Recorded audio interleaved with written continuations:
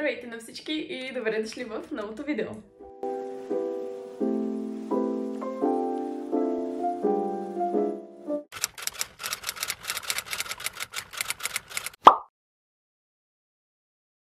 Така, както може би забелязвате моята локация, днес най-накрая ще си оправя летния гардероб. И не защото ме мързи, а защото навън постоянно се сменяше времето от топло към студено и не знаех дали да го вадя, дали да не го извадя. И в момента има някаква смесена ситуация вътре и трябва да я оправим, защото, както може би виждате по аутфита ми, вече температурите се оправиха и смятам, че худитата няма да ми трябват повече. Или поне не всичките. Нека да започваме! Това е ситуацията в момента. Както виждате, в този край има нещо по-лятно, но насам все още сме на дебелите жилетки, ризите и, разбира се, панталоните. Надолу ситуацията е още по-трагична, затова ще трябва да стигнем и до там. Оправянето ще има 3 части, като това ще са на първо място дрехите, след което ще трябва да оправим обувките и сандалите. И остават аксесуари от типа на чанти, бижута и така нататък. Така, за дрехите ще ги разделим в 3 групи. Група запазваме, нямам представа и категорично не. Тези, които са категорично не, най-вероятно ще ги занеса на село или ще си ги върна в Русе, за да може все пак да имам някакви дрехи там, когато се прибирам, защото аз обичам да се прибирам с много багаж и обикновено съм си сложила 10 топа и точно един панталон за тях. Така че да, и нека да започваме. На първо място, малко хидратация. Благодаря на една от най-близките ми приятелки, че ме светна, че съществува нещо като синя спирулина, която няма да ме отрови, нито ще стана русалка след като я изпия. Макар, че не би било толкова лошо. Anyways, лирическо отклонение. Да продължаваме. Първото нещо, което трябва да се случи, това е всичко да излезе от гардероба.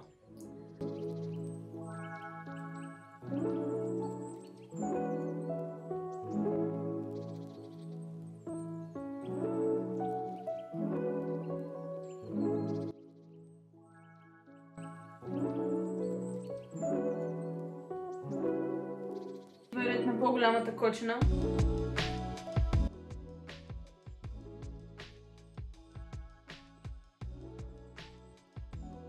Тези купчини ще се постарая да ги запазя малко по-оформени, защото все пак са от скорошно пренареждане, така че има доста потенциал в тях.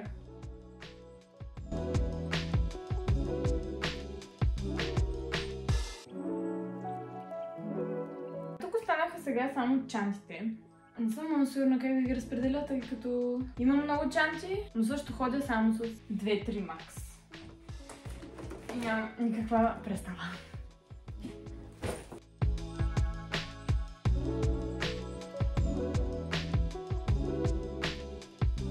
Това е нещо, което сама си оплетох. Може би, както се вижда, съм го оплела 10 номера отгоре и трябва да премине първо ниво на стесняване, след което може и потенциално да се получи идеята ми за някакъв beach cover-up. Иначе ръкавите са много сладки, много ми харесват.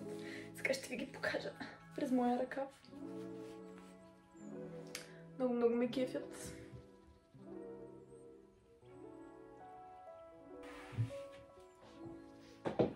Снимам. Спри се. Долу все пак има една купчина, която също е с по-летни неща, които са основно от дънков материал. Нямам представа защо точно така съм ги разпределила. Вътре има всякакви неща. Гащеризони, къси панталонки, поли, горнища. Тоест единственото им общо е, че са от деним. Нищо друго. Това е купчината с дългите ми панталони, които са деним. Това е подчутата купчина с худита. И разбира се, не на последно място, купчината с потенциално стават за пролет, стават и за зимата. Така че за сега остават навън. Вече не. Още чанти.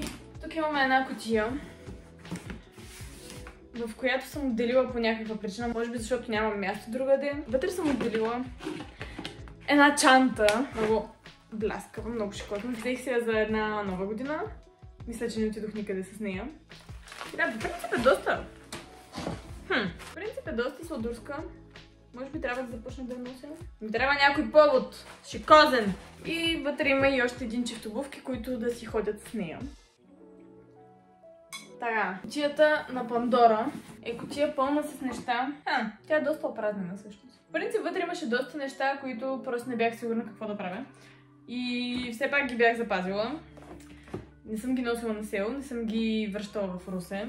Тъй като си казах, може да поискам да го нося. Но в общи линии са неща, които последно съм носила в 10-ти клас. Така че сами се досещате, че най-вероятно няма да ги нося повече. Замислих се за още една графа, която трябва да направя. Четвърта. Освен със сигурност ще ги нося, нямам представа и категорично не. Ще направя една графа с може да използвам плъта за нещо друго. Защото имам разни хубави дрежки, чието кройки не ми харесват и не стоят окей върху моето тяло. И ако измисля нещо във времето да ги преработя, да ги направя наново или въобще да ги разпоря и да направя нещо напълно различно от тях, нека да ги имам. Защо не?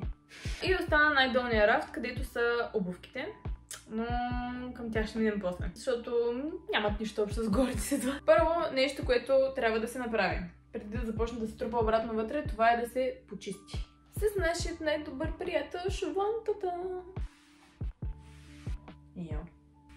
За всички хора с алергия към прах, вие не трябва да влизате в тази къща. След като поизбърсахме, идва най-сложната част от цялата история. И това е де-факто да се разпределят дрехите по купчинките. Зимните дрехи въобще няма да ги разпределям. Тяхното време ще дойде, когато стане хладно. Сега просто ще ги натикам в някоя торба и ще се бравя за тях. В общи линии ще се концентрираме основно върху летните неща. Първо обаче трябва да разделим летните от зимните неща! Трагедия!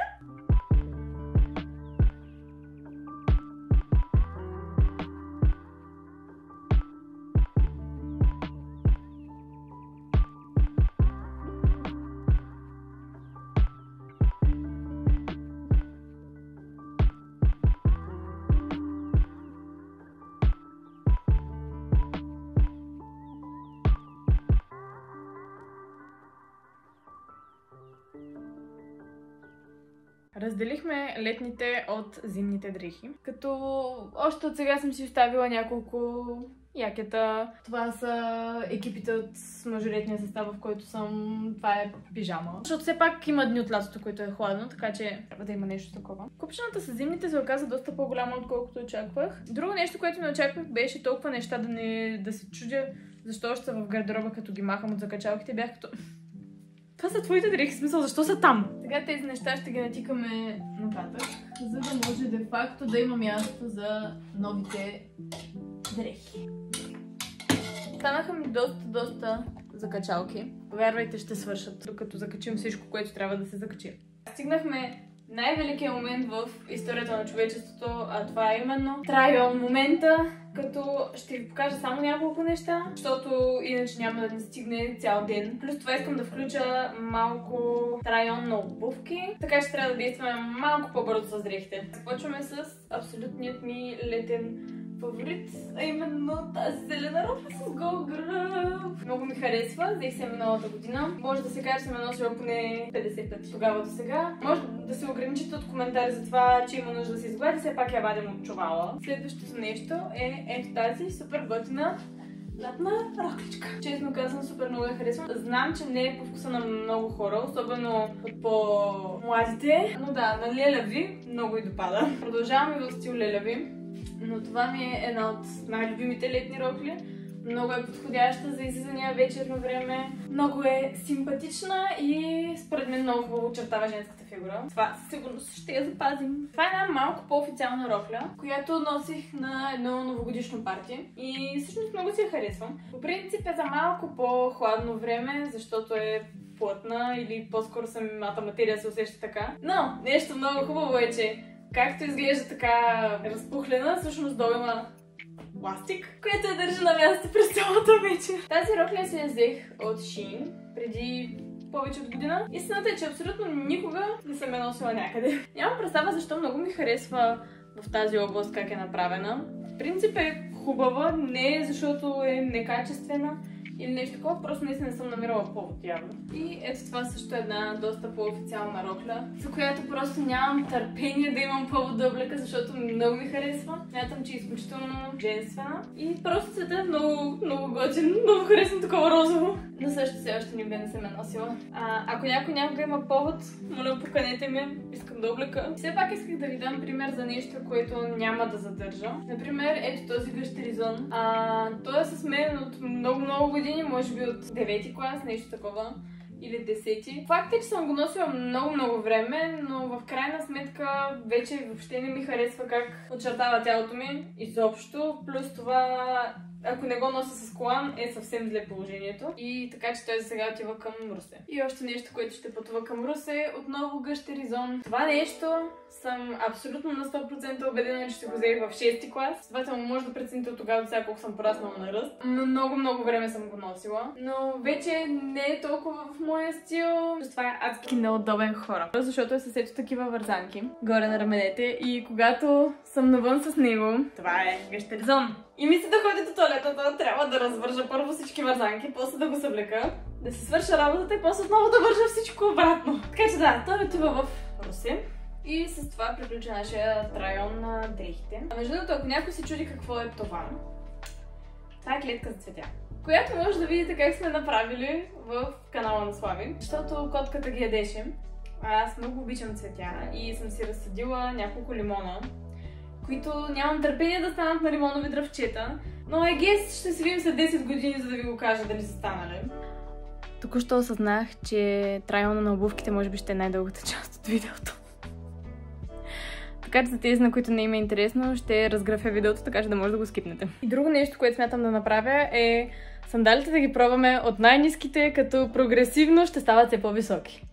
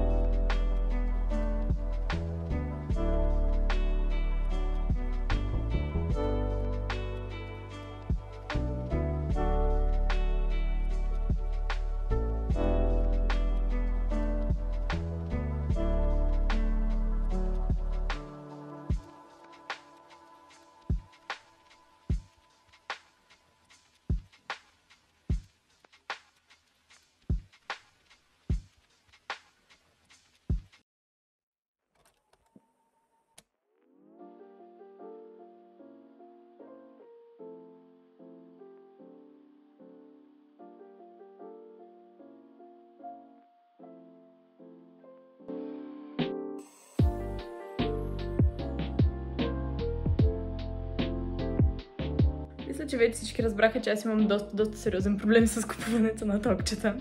Но няма проблем, сега ще отделя някои, които по време на този трайон осъзнах, че не бих носила повече. И да, ще видим какво ще ги правя, защото не мога да ги занеса всичките в Русе, защото какво ще правят там. Но ще го измислим и сега искам да ви покажа летните ми бижута. Трябва да знаете, че техният брой не е чак толкова голям.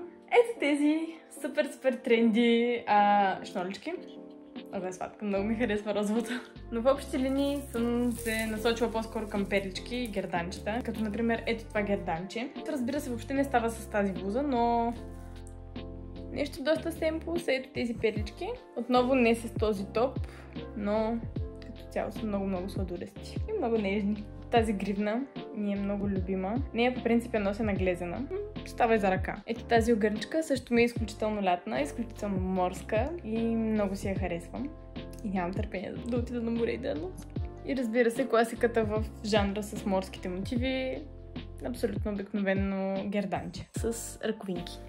И като цяло това ще бъде от мен, приятели, защото сега ме чака едно много дълго подреждане и разпределяне на неща, кое ще запазвам и кое не. И смятам, че видеото ще стане твърде дълго, ако ви показвам и това. Но да, благодаря изключително много на тези, които са останали до този момент да гледат. Това означава наистина много за мен. Ако искате, може допълнително да ме подкрепите, като се абонирате за канала и харесате това видео. А в коментар много бих искала да знам дали нещо от гардероба ми ви е харесало, защо ви е харесало или ако имате някакви съвети за Леля си и нейния стил. Това беше от мен и ще се видим в следващото видео.